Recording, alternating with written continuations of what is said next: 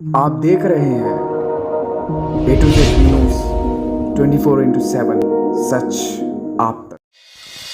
14 जून 2022 कसरत, मेहनत, जोश, लहू दोनों कुर्बान करने के लिए देश के नौजवान इंडियन आर्मी की परीक्षा लिखते हैं और इसमें हिस्सा लेने के लिए भरपूर अपना योगदान देते हैं।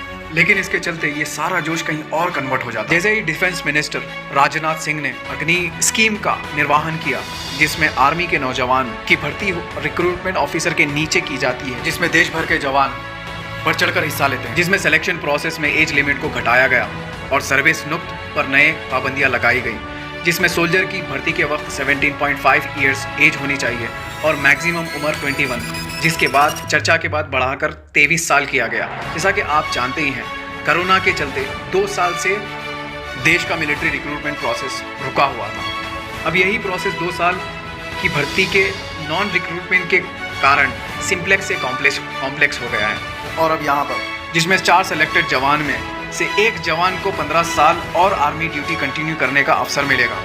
लेकिन भर्ती होने वाले जवानों की एक ही मांग है, इस प्रक्रिया को पुरानी प्रथा से चलाया जाए। देश के युवा सड़क पर उतर आए और यहाँ पर प्रोटेस्ट किया। अब ये लड़ाई अग्निपथ स्कीम से आग के रास्ते पर चल पड़ी है, जिस पर डिफेंस मिनिस्टर राजनाथ सिंह ने इस स्कीम के बारे में विस्तार में बताते हुए कहा कि ये बदलाव के लिए किया जा रहा है। सरकार पर पेंशन का दबाव बहुत ज़्यादा है, वही पैसा सरकार आर्मी के नए आधुनिक उपलब्धियों पर लगाएगी।